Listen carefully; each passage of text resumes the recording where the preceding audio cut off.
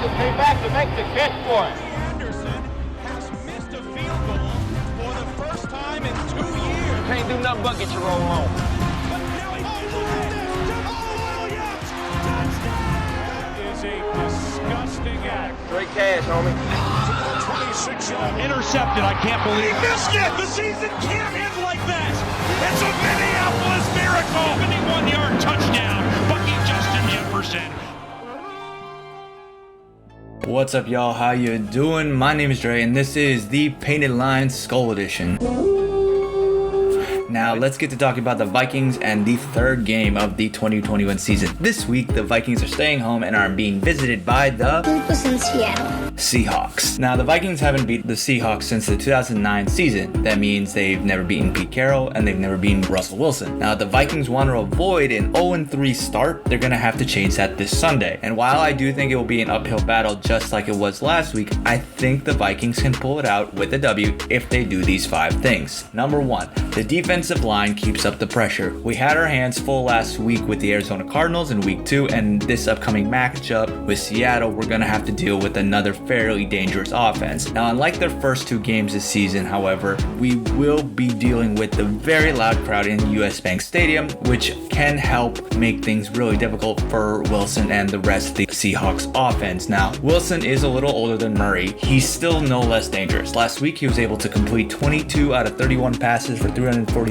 yards and 2 touchdowns for a passer rating of 128.8. He also ran for 3 times for 16 yards. However, he was only sacked 3 times, and so far this year, his completion percentage is at a career high. Yeah, that percentage will probably go down a little bit, but the Vikings need to impact that and definitely make it go down. And that starts with giving him pressure. So far, he has been pressured 29.7% of the time, but he can also scramble for 8 yards to carry. Because if the Vikings can get pressure on him, he'll be forced to pass the ball faster than he wants, and that will make the DBs have a relatively easier time matching up this week. So last week, Danielle Hunter was able to get 3 sacks by himself, but everyone has to be on that level to get Wilson this week. Going into week 3, Seattle's offensive line is ranked 16, but Arizona's was ranked 20th. So the defensive line will have their work cut off for them. I have faith though. Danielle Hunter is hungry, and he'll need to be that to make sure that the DBs definitely look better than they potentially could be. So number 2, let's be honest here. The Vikings have played somewhat decently the past few weeks. Yes, it wasn't perfect, but there has been a lot of upside. However, one of the biggest downsides past 2 weeks has been Rashad Breeland and the secondary. Though there were some highlights, as I talked about in the last episode, such as P Squared holding arguably the best receiver in the league to 0 catches in the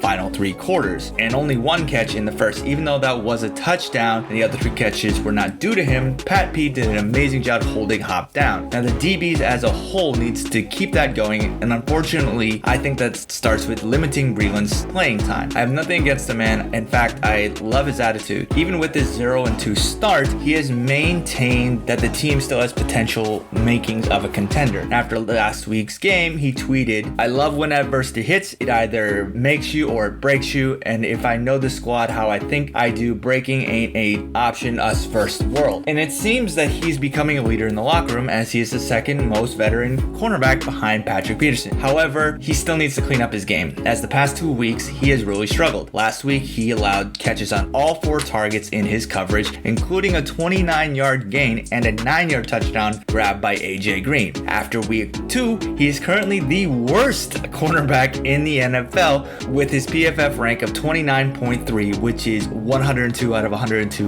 cornerbacks graded. Now, this did improve from week 1 from a grade of 26 and to a grade of 62.5, but he needs to do more. Now, last week, Zimmer did bring in Cameron Dantzler to make his 2021 debut, and he played well, especially deflecting that pass late in the game. Now, last year, Dantzler totaled 46 tackles, 4 pass defenses, 1 forced fumble, and 1 fumble recovery. He also snagged 2 interceptions, which is more than any other cornerback on Minnesota's roster. Now, over the course of the 11 games where he played in, and also the 10 that he started, he lined up with DJ Clark, Allen Robinson, DJ Moore, Robbie Anderson, and Mike Evans, so he can play well with the best of the receivers. And it's honestly surprising that he was a healthy scratch for the week 1 game, and he kind of came in later in the week 2 game, but here we are. Either way though, no matter who plays, Wilson has a lot less weapons than Murray did. Wilson mostly throws to Lockett and Metcalf, and frankly, they are very good receivers. Over the past 2 weeks, they both had over 10 receptions a game, with Lockett getting over 100 100 yards in each of them. Now, on the other side of the ball, number 3 is keep the offensive line strong. Last week, the offensive line stepped up. Following a game where the offensive line was responsible for 70 yards of penalties, the entire team did not incur a penalty until a little under 8 minutes left in the third quarter. Now, this was great as the offensive line only allowed 1 sack and the defense only pressured Kirk 20.7% of the time. And for a defense that pressured the opposing quarterback 31% of the time with 5 sacks coming from Chandler Jones alone in the week prior, this was an amazing accomplishment. Now, our offensive line was ranked 30th last week and we held up. Seattle's defense was 16th and then went down to 24th. Going into this week, we moved up 2 spaces to 28th, and if we can keep the Seattle defense at bay, it can allow Kirk to do a lot of great things. And this goes into number 4, which is Kirk keeps putting up numbers. And I will say it again, I have not been the biggest Kirk fan from the beginning. In fact, I am not 100% sure that I want him back after his current contract runs out. However, he has been doing very well this past 2 weeks, and it's really hard to fault him. In the first week, he threw for 36 out of 49 passes for 351 yards and 2 touchdowns. And in the second game, he threw for 22 out of 32 passes for 244 yards and 3 touchdowns. And he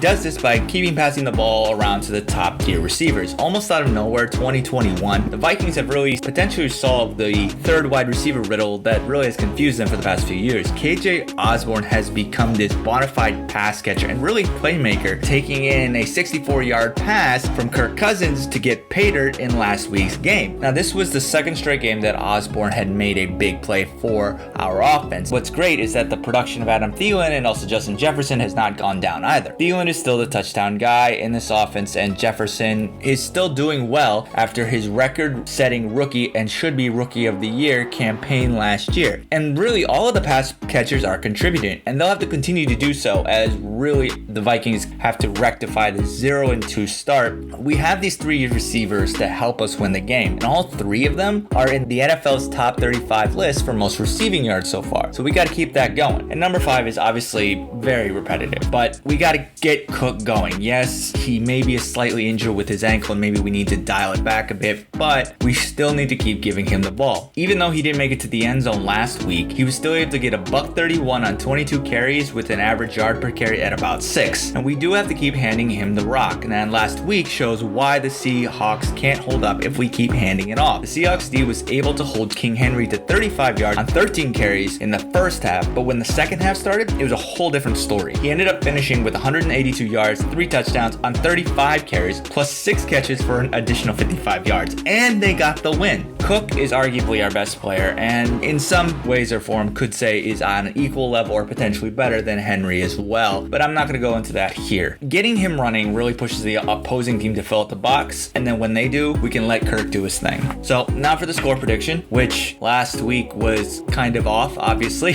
It's not what I expected for that game, honestly. I was very happy with how we played. You can go back and listen to my reaction if you really care. But with this week, we're going to run another Madden 22 on Xbox Series X simulation. So it showed here a fairly, honestly, defensive game for the most part. We had one offensive score with Kirk, and then the rest of it was pretty much defense. They got a few interceptions and a pick 6, and we held Seattle to a field goal. Now, because honestly I'm 0-2 for this, I'm just not going to even switch it up, because the first week I didn't switch it up and I lowered it and changed it. Last week I just switched it up. That didn't work. So this week we're just going to stay with this score, all right? And this is going to be the prediction. Come on, let's keep a little optimism.